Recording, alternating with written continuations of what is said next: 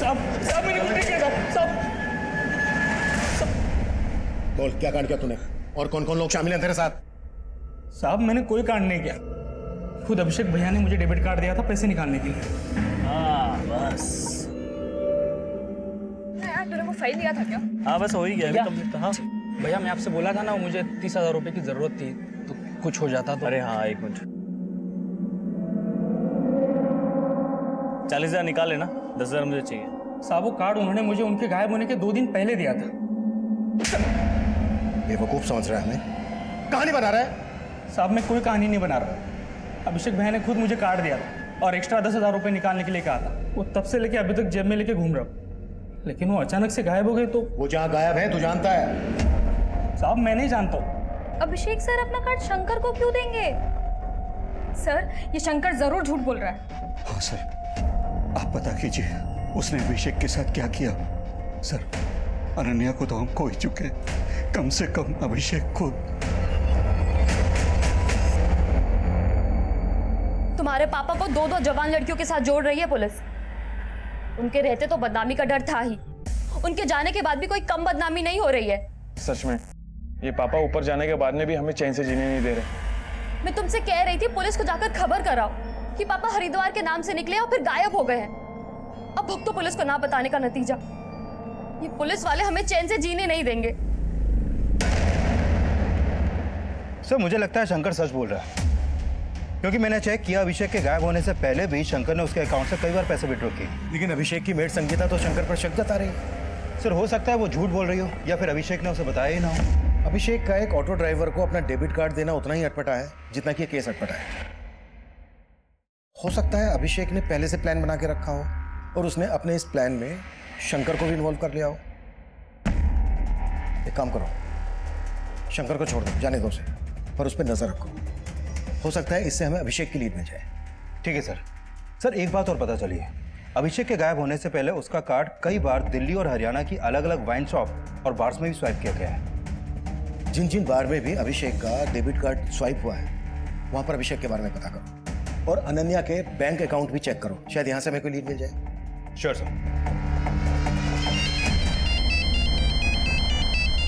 Ketan sir. Hello hello Sahil, Ketan बोल रहा हूँ। बेंगलुरु जाने की तैयारी हो गई? सर आप क्यों जले पे नमक छिड़क रहे हैं? पहले ही पुलिस वालों ने मुझे शहर से बाहर जाने को मना किया, सारा प्लान चौपट हो गया है। पर मुझे तो लगता है इन सबके चक्कर में ना बेंगलुरु की जॉब हाथ से ना चली जाए। टेंशन मत लेना, वहाँ की जॉब हाथ से निकल गई ना तो अपनी कंपनी में काम करने वापस आ जाना, ठीक है? Okay sir.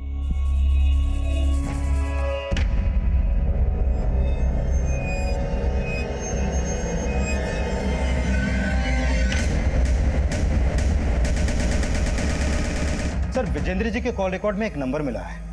ये नंबर इस गुलशन सोडी नाम के आदमी का है। सर विजेंद्र जी गुलशन सोडी को लगातार कॉल कर रहे थे और पता चला है कि गुलशन सोडी मैच मेकर है, लड़कियों और लड़कियों का रिश्ता करवा के उनकी जोड़ियां बनाता है। हो सकता है अनन्या और उस दूसरी लड़की का इस गुलशन से कोई कनेक्शन हो, जिनके बॉडी पार्ट्स हमें विजेंद्र जी के बॉडी पार्ट से जुड़े मिले थे। हो सकता है सर जब उन लाशों पे मिले चश्मों के बारे में मैं पता लगा रहा था तो मुझे एक बात और मालूम चली है। सर एक R3 ग्लासेस नाम की कंपनी है जो इस तरह के चश्मे और घरेलू प्रोडक्ट्स बनाती है। सर उनकी एक सेल्स गर्ल है, शर्मिन नाम है सर इसका। सर ये डोर टू डोर जाके चश्मे बेचती है सर, लेकिन कुछ दिनों से गायब है। रहती कहाँ है शर्मिन? सर खानपुर में। इसका मोबाइल नंबर भी मिला है सर, लेकिन स्विच ऑफ आ रहा है। विकास तुम्हें शारमिन के घर जाओ और चेक करो कि इसके चश्मों का इस क्राइम से क्या कनेक्शन है। मैं गुलशन चौधरी से जाके मिलता हूँ।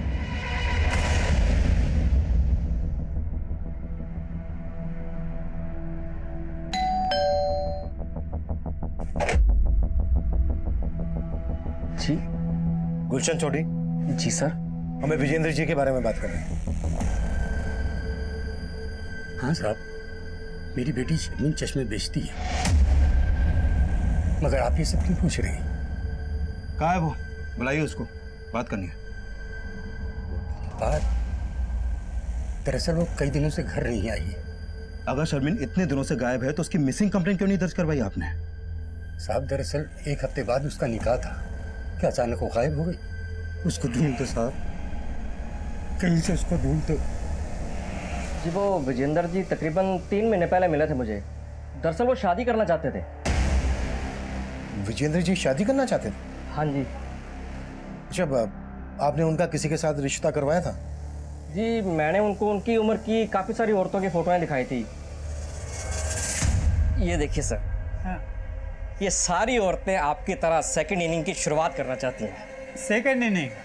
नहीं नहीं नहीं नहीं नहीं, मैं ऐसे औरत से शादी करना चाहता हूँ जिसकी अभी तक शादी हुई ना हो। पर उनकी मांग जानकर मैं तो खुद परेशान हो गया। फिर मैंने उनको बताया कि जैसे कोई ऐसा रिश्ता आएगा तो फिर मैं आपको इन्फॉर्म कर दूंगा। हमें उनकी लाश दो जवान लड़कियों के साथ मिली है।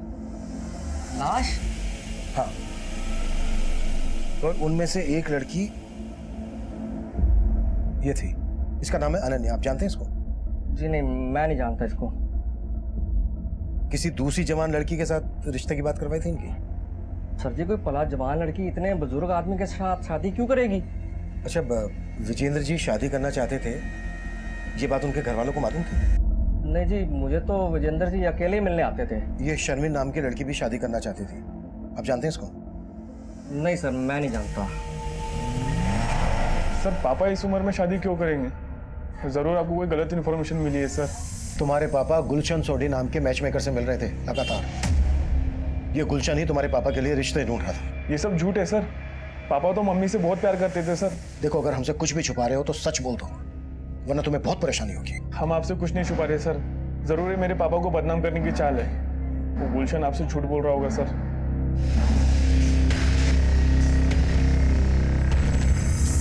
सर, चूंकि विजेंद्र जी का सर और धड़ दोनों मिल गए हैं, इसलिए उनकी कंप्लीट पोस्टमार्टम रिपोर्ट तैयार हो गई है। इस रिपोर्ट के मुताबिक विजेंद्र जी को मारने से पहले उनको कोई नशीली चीज खिलाई गई थी। मतलब विजेंद्र जी का गला नशे की हालत में काटा गया? नहीं सर, ऐसा नहीं है। विजेंद्र जी को पहले नशा देकर बेहोश किया गया, फिर उनका गला घोटा गया जिससे उनकी सांसें रुक गई, और फिर विजेंद्र जी की मौत होने के बाद उनका गला काटा गया। सर, अगर विजेंद्र जी वाकई में शादी करना चाहते थे तो ये रिवर्स ऑनर किलिंग का भी तो एंगल हो सकता है। तुम्हारे कहने का मतलब यह है कि विजेंद्र जी के बेटे और बहू को इनका शादी करना शान के खिलाफ लगा? हो सकता है सर, और विजेंद्र जी की बीवी आने से उनके बेटे बहू का उनकी जायदाद पे हक भी कम हो जाता। ये केस इतना अटपटा है कि समझ में नहीं आ रहा है कि इसमें कोई पर्सनल एंगल है या फिर कोई बहुत बड़ा गेम है।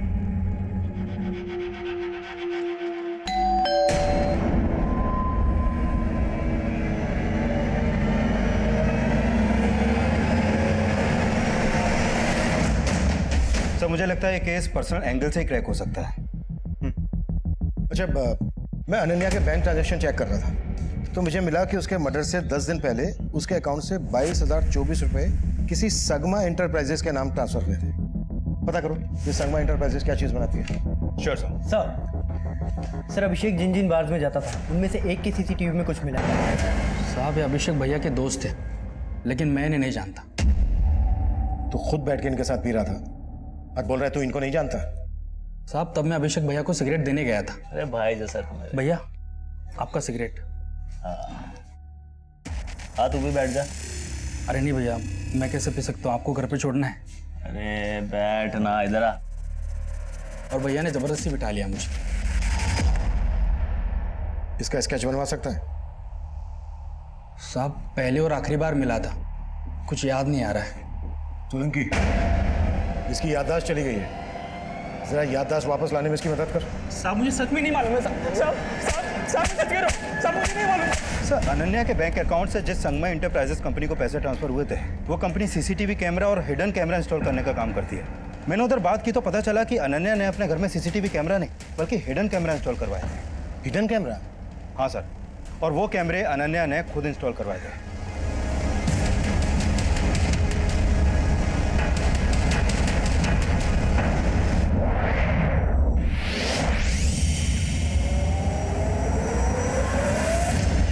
सर, मुझे लग रहा है अनन्या ने वो कैमरे इसलिए इंस्टॉल करवाए क्योंकि उसे अभिषेक पे शक था कि वो उसकी एब्सेंस में किसी और लड़की को घर पे लाता होगा। अभिषेक के घर जाकर वो हिडन कैमरास चेक करते हैं, उससे ये भी क्लियर हो जाएगा कि अनन्या ने वो कैमरास क्यों लगवाए थे। एक काम करो, जिसने वो कैमरा लगाए थे उसको वहीं बुला लो। Okay sir. विद्या जी, हम लोगों को पंजाब जाना बहुत ज़रूरी है और हम लोग चाहते हैं कि आप भी हमारे साथ चलें। नहीं, आप लोग अभिषेक के बिना पंजाब जा सकते हैं, लेकिन जब तक मेरी बेटी के लाश के बाकी हिस्से नहीं मिल जाते मैं कहीं नहीं जाऊंगी।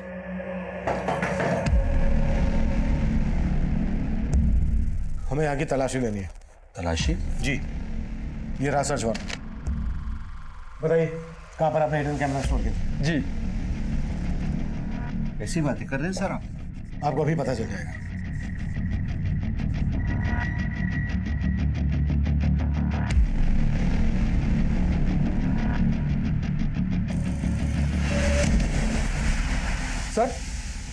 सर हमने जो कैमराज लगाए थे वो गायब है। उनकी फुटेज जरूर किसी पीसी या लैपटॉप में स्टोर की गई। कुछ मिला? पीसी या लैपटॉप? हाँ सर, ऊपर एक लैपटॉप है। चेक करो।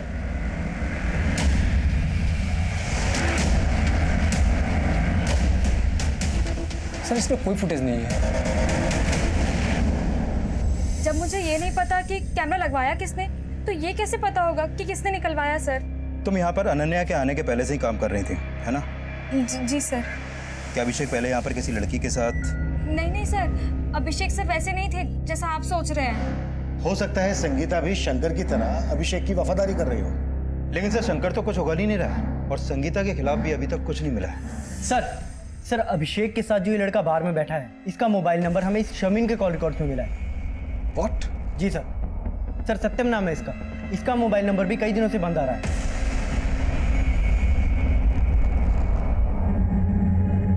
तो ये जो दूसरा आदमी है ये सत्यम से कनेक्टेड होगा और इन दोनों से हमें अभिषेक की लीड मिल सकती है। कहाँ रहता है सत्यम? सर खानपुर में, जहाँ पर शर्मिन का भी घर है।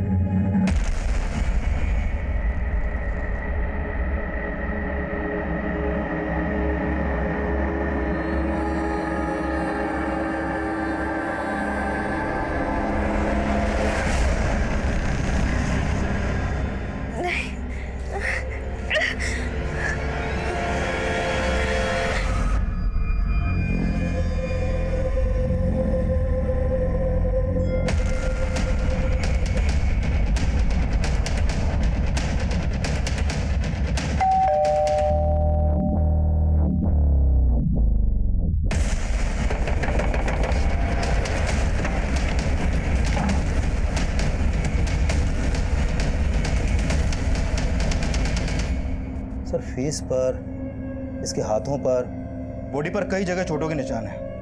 ऐसा लग रहा है जैसे इसको मार पड़ी हो। लेकिन दरवाजा अंदर से लॉक था। इसने वाकई में सुसाइड किया है? और ये फांसी की रस्सी कुछ अजीब नहीं लग रही? सर जी, ये राजू है, सत्यम का पड़ोसी।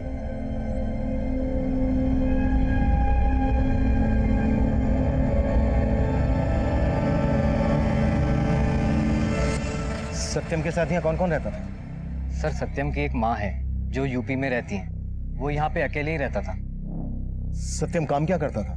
वो जॉब करने आया था लेकिन उसे मिल नहीं रही थी, तो काफी परेशान था वो। अच्छा, सत्यम एक शारमिन नाम की लड़की के साथ काफी टच में था। ये है शारमिन, जानते हो इसको? सर जानता तो नहीं हूँ, लेकिन काफी बार इसे आते जाते देखा है यहाँ पे।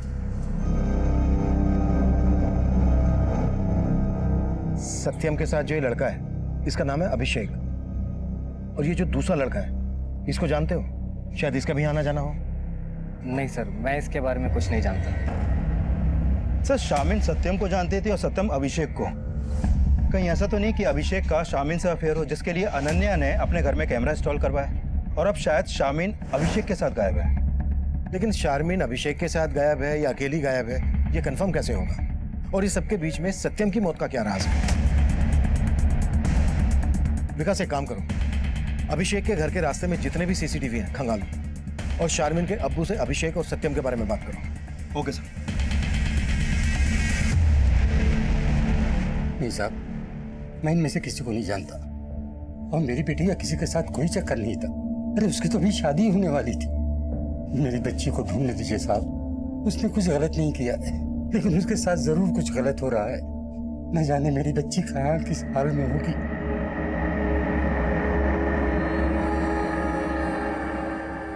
शारमिन तब हमारे लिए पहेली बनी हुई थी।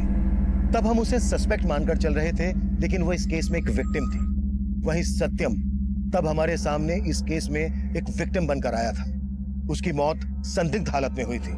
सत्यम की लाश जिस रस्सी से लटकी हुई मिली थी, वो रस्सी हमारा ध्यान खींच रही थी। आदमी औरत की जुड़ी हुई लाशें, काला चश्मा और वो रस्सी। इस केस में सब कुछ विचित्र था और ये सिलसिला थमने का नाम नहीं ले रहा था। और इन विचित्र पहेलियों में एक और पहेली जुड़ने वाली थी। सर अभी तक हम मान रहे थे कि 3 मर्डर हुए हैं और हमें अनन्या के धड़ और एक लड़की के सर की तलाश थी, लेकिन यहाँ पर तो लड़की के सर के साथ साथ एक और लड़के का धड़ मिला। ये देखिए सर। चश्मा निकालो। 4 मर्डर हो गए, वो भी इस ढंग से। विकास, हमें जल्द से जल्द कुछ करना होगा, नहीं तो ऊपर जवाब देना मुश्किल हो जाएगा। सर अनन्या के अलावा लड़की का सर तो मिला है। हो सकता है ये सर उसी लड़की का हो जिसका धड़ में मिला था, जिससे उसकी पहचान हो जाए। धड़ किसी जवान आदमी का लग रहा है। हाँ सोलंकी। सर अभिषेक के घर के पास वाले सीसीटीवी में मुझे शर्मिन या कोई और लड़की तो नहीं दिखाई दी है, लेकिन हाँ सर एक लड़का दिखाई दे रहा है जो मुझे सस्पिशियस लग रहा है। ये देखिए सर, ये रास्ता अभिषेक के घर की तरफ जाता है और अभिषेक और अनन्या के गायब होने के पहले ये लड़का लगभग रोजाना अभिषेक के घर की तरफ जाता था और कई घंटों बाद लौटता था।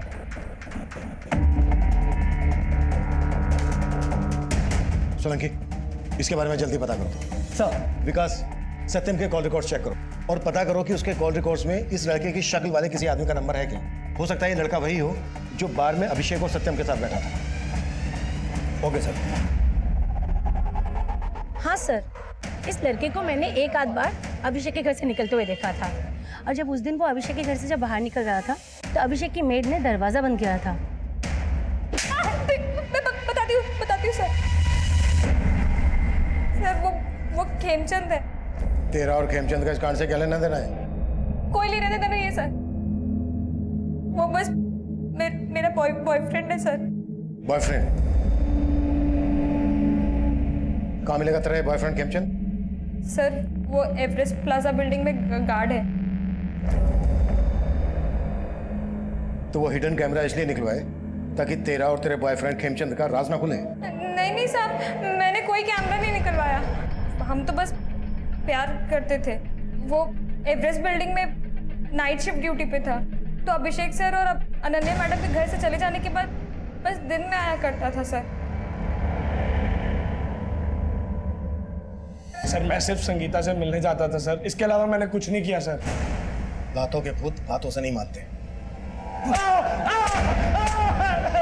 सर सत्यम के कॉल रिकॉर्ड में खेमचंद का नंबर तो नहीं मिला, लेकिन इस तंजील और शादाब के नंबर मिले हैं। कौन ये तंजील और शादाब? सोनीपत के लोकल गुंडे हैं सर ये। इन पे पहले भी मारपीट के कई केस दर्ज हुए हैं। सत्यम का इन गुंडों के साथ कनेक्शन था, तो फिर सत्यम की लाश उसी के घर में मिलने का क्या चक्कर है? सर फिलहाल तो यही मालूम चला है कि सत्यम जॉब ना मिलने की वजह से परेशान था। शायद पैसों की तंगी की वजह से उसने सुसाइड किया हो। लेकिन सत्यम की बॉडी पर हमें मारपीट के निशान मिले थे। विकास, शादाब और तंजील को उठा कर लेकर आओ। हो सकता है बार में अभिषेक और सत्यम के साथ जो वो दूसरा लड़का है वो इन दोनों में से कोई है। Okay sir.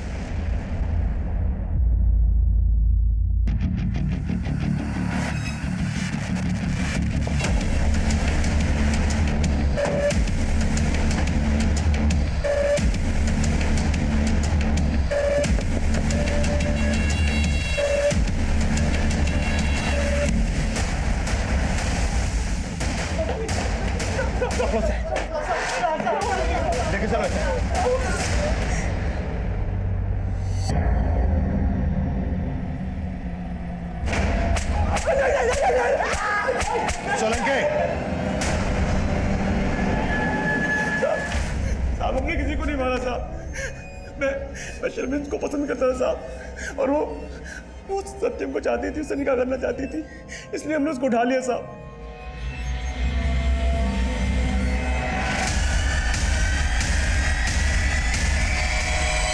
इधर हमने शर्मिन को उठाया और उधर सत्यम की कुटाई की। साले, हमारे धर्म की लड़की के साथ निकाह करेगा तू? तू निकाह करेगा? तू निकाह करेगा? सत्यम नहीं माना तो उसे मार के फांसी पर लटका दिया। फांसी? नहीं साहब, हम सिर्फ उसको फोन करके धमकी दिया करते थे और जब वो नहीं माना तो बस उसकी पिटाई की और कुछ नहीं किया साहब। ये सब तुमने शारमिन के अब्बू के कहने पे किया ना? क्योंकि उन्हें पता चल गया था कि सत्यम और शारमिन का अफेयर चल रहा है। नहीं सर, शारमीन के अब्बू तो उसका निकाह किसी और से कराना चाहते थे और शर्मिन को मैं पसंद करता था, इसलिए शर्मिन को मैंने निकाह के लिए बोला था। सत्यम को भूल और मुझसे निकाह कर ले। प्यार करती हूँ मैं उसे। दूसरे धर्म का है वो। तेरा निकाह मुझसे होगा, नहीं तो मैं किसी दिन नहीं होने दूंगा। समझी? सोलंके, तंजील और शादाब ने जो बयान दिए थे, उनके बयान से इन जुड़ी हुई लाशों के राज नहीं खुल रहे थे। और शारमीन से हमारा बात करना इसलिए भी जरूरी था क्योंकि शारमीन जिस तरह के काले चश्मे बेचा करती थी, उसी तरह के काले चश्मे इन जुड़ी हुई लाशों ने भी पहने हुए थे। लेकिन तंजील और शादाब की हैवानियत का शिकार होने के बाद फिलहाल वो इस कंडीशन में नहीं थी कि बयान दे सके। अब इस केस में एक नया सिरा खुलने वाला था और ये सिरा हमारी इन्वेस्टिगेशन की नई दिशा तय करने वाला था। सर, जिस दूसरी लड़की का सर में मिला था उसको इस गुलशन के एक पड़ोसी ने आइडेंटिफाई किया है। सर, उस आदमी ने बताया कि उसने इस लड़की को गुलशन के घर में कई बार जाते हुए देखा है। और सर, विजेंद्र जी का बेटा नमन भी कुछ दिन पहले गुलशन के घर में देखा गया। खुद भी फंस सकता था, इसलिए मैं चुप्पी मारकर बैठ गया साहब। विजेंद्र का बेटा नमन भी तेरे से मिलने आता था? क्यों मिलने आता था? साहब, आपके मिलने के बाद आया था वो। जी कहिए। मैं जानता हूँ कि तुम इस लड़की के साथ मिलकर मेरे पापा विजेंद्र को घुमा रहे हो। बोलो कौन है वो लड़की? भाई कौन सी लड़की? तुम्हें कोई गलतफहमी हो गई है। मैं किसी लड़की बड़की को नहीं जानता। मैंने उसको झूठ बोला था क्योंकि साहब मैं डर गया था कि वो आपको कुछ बता ना दे। सर, मुझे नहीं मालूम कि मेरे पापा किसी लड़की से मिल रहे थे। जब आपने मुझे गुलशन के बारे में बताया तब मैं वहाँ गया और जानना तो जरूरी था ना सर कि वो लड़की कौन थी जिसके चक्कर में मेरे पापा को लेकर लोग तरह तरह की बातें बना रहे थे। और इसी लोग लज्जा से बचने के लिए तूने अपने पापा और उस लड़की को? नहीं सर, मैंने ऐसा कुछ नहीं किया। गुलशन ने हमें बताया कि तेरे पापा स्वीटी के साथ एक पार्टी में गए थे। इस बारे में कुछ जानता है? पार्टी? हाँ। नहीं सर, पापा तो मुझे हरिद्वार जाने का बता के गए थे।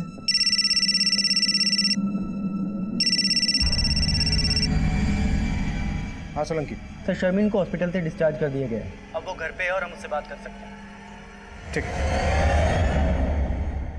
मैंने अब्बू को ये नहीं बताया था कि मैं सत्यम से प्यार करती थी क्योंकि वो अलग धर्म का था ना, और मुझे ये नहीं पता था कि तंजील और शादाब मिलके मेरे साथ ऐसा करेंगी। और मुझे लगता है सत्यम की मौत के पीछे वही लोग जिम्मेदार हैं। शर्मिन, जिस तरह के चश्मे तुम बेचती हो उसी तरह के चश्मे उन जुड़ी हुई लाशों ने पहने हुए थे। अब हमसे कुछ भी छिपाए बिना सब कुछ सच सच बता दो। अनन्या, विजेंद्र जी और स्वीटी, इनमें से किसी को जानती हो? विजेंद्र जी और स्वीटी को तो मैं जानती हूँ। सत्यम जहाँ जॉगिंग करने जाता था, विजेंद्र जी भी वही आते थे। दोनों की दोस्ती भी हो गई थी और सत्यम ने मुझे एक बार स्वीटी और विजेंद्र जी दोनों से मिलवाया था। और उस दिन स्वीटी ने मेरे से चश्मा लेके विजेंद्र जी को गिफ्ट किया था। सत्यम अभिषेक को भी जानता था। और सत्यम और अभिषेक के साथ ये जो लड़का है, इसको जानती हो? नहीं सर, मैं इनको नहीं जानती। 5 सितंबर को विजेंद्र जी और स्वीटी एक पार्टी में गए थे। इस बारे में कुछ जानती हो? हाँ, 5 सितंबर को तो सत्यम मुरथल में कहीं गया था। शायद विजेंद्र जी और स्वीटी भी वही जाने वाले थे।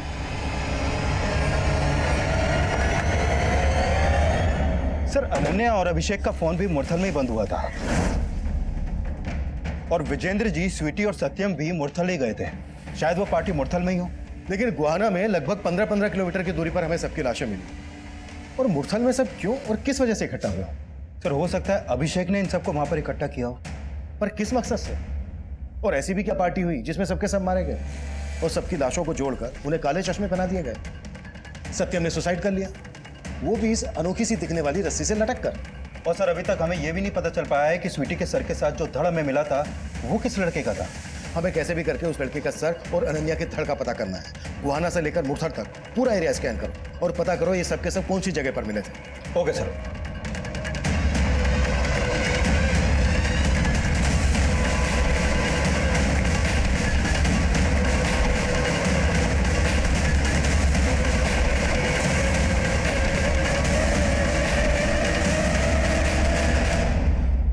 अभिषेक है। अभिषेक को हम सस्पेक्ट मानने की गलती कर रहे थे, लेकिन तब यह साफ हो गया था कि अभिषेक, अनन्या, विजेंद्र और स्वीटी का मर्डर हुआ था। और सत्यम की पोस्टमार्टम रिपोर्ट से भी यह साफ हो गया था कि सत्यम ने सुसाइड किया था। बाकी के विक्टिम्स की पोस्टमार्टम रिपोर्ट और फोरेंसिक रिपोर्ट इस केस में नए राज खोलने वाली थी। अभिषेक, अनन्या, विजेंद्र जी और स्वीटी, इन सब की पोस्टमार्टम रिपोर्ट के मुताबिक इन सबको मारने से पहले बेहोशी की दवा दी गई और फिर इनका गला घोटा गया, जिनसे इनकी मौत हो गई। और मौत होने के बाद ही इनका गला काटा गया। और सर, इस रिपोर्ट में यह भी सामने आया है कि 5 सितंबर को लगभग एक ही टाइम पर इन सबको मारा गया। और सर, सत्यम की मौत का भी इन सबके मर्डर से कनेक्शन है। ऐसा भी क्या कनेक्शन है जो इतना कॉन्फिडेंट हो? सर, अभिषेक का सर और अनन्या के धड़ को जिस लकड़ी के सपोर्ट से जोड़ा गया था, उस लकड़ी पर एक धागे का टुकड़ा मिला है। सर, वो धागे का टुकड़ा उसी रस्सी का है जिस रस्सी से लटक कर सत्यम ने अपनी जान दी थी। इस अनोखी रस्सी का इस केस से तगड़ा कनेक्शन है। विकास, पता करो कि इस तरह की रस्सी कहां कहां मिलती है। I am very much sure वहां से इस केस की लीड जरूर मिलेगी। Okay sir.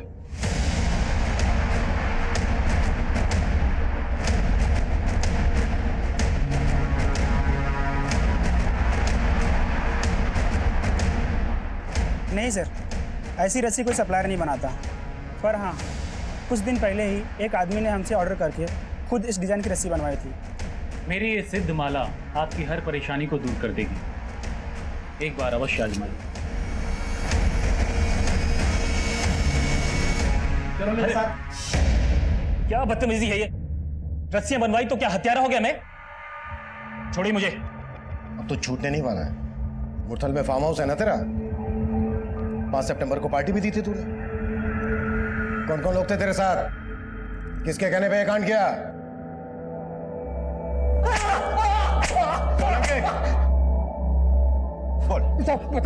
बता साहब, सिर्फ सत्यम ही नहीं, मैं भी तंगी से बहुत परेशान था। मेरे घर पे प्रेग्नेंट बीवी थी और गांव में सत्यम की बूढ़ी माँ। साहब, हमें जॉब नहीं मिल रहा था। हताश होकर एक दिन हम एक बार में गए। वहाँ हमारी मुलाकात अभिषेक से हुई। वो अक्सर उस बार में आता था। बहुत ही जिंदा दिल आदमी था साहब वो। जब हमने अपनी तकलीफों के बारे में उसे बताया तो वो बोला, देखो तुम दोनों फिक्र मत करो, मेरे अच्छे कॉन्टैक्ट से मैं तुम दोनों की जॉब लगवा दूंगा। सिर्फ कुछ ही मुलाकातों में अभिषेक ने सिर्फ अपने बारे में ही नहीं, अपने बीवी अनन्या के बारे में भी सब कुछ बता दिया था। उसने पैसों से भी हमारी काफ़ी मदद की थी साहब। जगह जगह जॉब इंटरव्यूज के लिए भेजा, लेकिन हमारी किस्मत खराब थी साहब, कुछ काम ही नहीं मिला हमको। फिर हमें लगा हमारा ग्रह नक्षत्र खराब है। फिर हम एक बाबा के पास गए। तंत्र शास्त्र में कुछ भी असंभव नहीं है, कुछ भी। मैंने वर्षों तंत्र विज्ञान के एक नुस्खे पे काम किया है और उस नुस्खे से मैं तुम्हें एक ऐसी चीज दे सकता हूँ जिसे अपने पास रखने से तुम्हें नागमणि रखने से भी ज्यादा लाभ होगा। सर, बस मुझे नौकरी और मेरा प्यार शर्मिन मिल जाए, उसके लिए मैं कोई भी उपाय करने के लिए तैयार हूँ। हाँ, ये सच है। मैंने ही राजू और सत्यम से कह के 2 सच्चे प्यार करने वाले जोड़ों को वहां बुलवाया था। सर, मैं अभिषेक को जानता था। मालूम था कि वो अनन्या से सच्चा प्यार करता है। वहीं सत्यम की पहचान विजेंद्र अंकल से थी। वो भी किसी जवान लड़की के प्यार में पागल थे। फिर उस रात हमने उन लोगों को झूठ बोला कि हमारी जॉब लग गई है और पार्टी के लिए उन्हें मुरथल बुला लिया। बाबा ने हमको बोला था कि उस रस्सी से चारों का गला घोट के मारना है, इसलिए सबसे पहले हमने उनकी कोल्ड ड्रिंक में नशे की दवा मिला दी थी और फिर उन्हें पिला दी।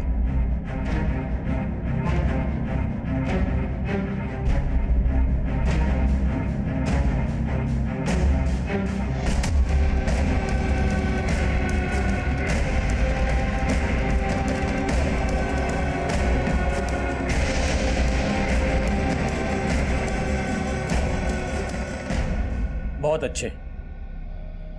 अब तुम दोनों मिलकर इन सबके शरीर से इनका सर अलग कर दो और उसके बाद जोड़ियां बनाओ, प्रेमी और प्रेमिका की। प्रेमी का सर उसकी प्रेमिका के शरीर से लगाओ और प्रेमिका का शरीर उसकी प्रेमी के सर से। और उसके बाद तुम अपनी प्रेमिका की कोई प्यारी निशानी इन सब के ऊपर रखो। वो शर्मिन चश्मे बेचती है। मैं ना 4 काले चश्मे लाया हूँ, अगर आप कहें तो पहना दूं मैं? हाँ, ये उचित रहेगा। और उसके बाद इन सब के शरीर को उत्तर दक्षिण